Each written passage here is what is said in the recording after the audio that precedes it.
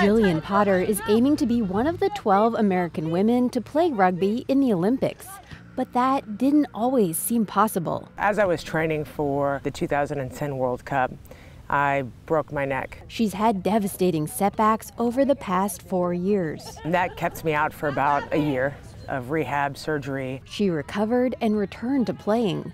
The 30-year-old moved to Chula Vista in 2012 to train at the Olympic Training Center, a vast facility that houses athletes training for the Games. Potter set her sights on getting to the Olympics in Rio de Janeiro. But one morning, 2 years later, I woke up and I had swelling underneath my jaw and my tongue, and I thought, oh no. It turned out to be a tumor and cancer. She had surgery to remove it, then chemotherapy and radiation. Still, she didn't give up. I had radiation every day at 11.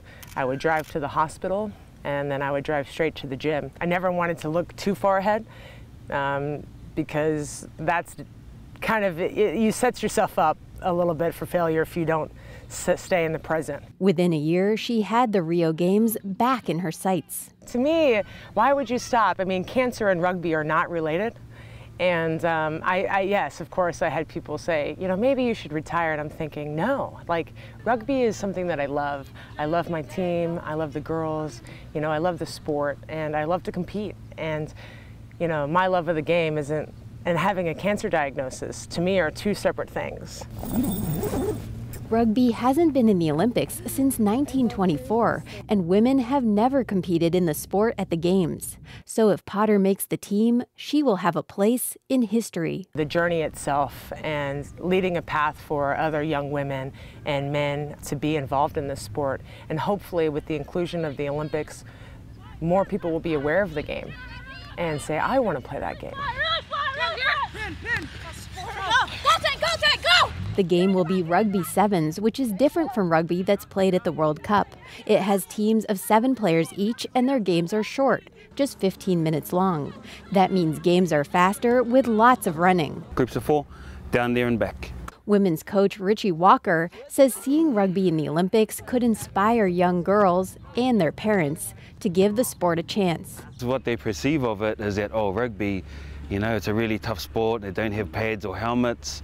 I might not want to let my little girl play that, but when they see our girls play it and how safe it is and how much joy and excitement they're having playing rugby, I think that it'll change their perspective of it. He says he doesn't have any concerns about Potter's health. She's a strong fighter and a tough girl. Walker says she's an important part of the team. From the setbacks that she's had, she has the biggest smile on the team, always laughing, always smiling, and always gives 100% to training every day that she comes down here. He's finalizing his team and then will announce the 12 players who will go to Rio.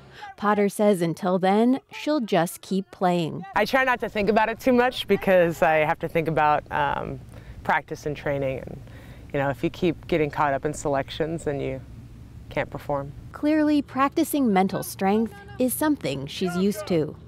Claire Trageser, KPBS News.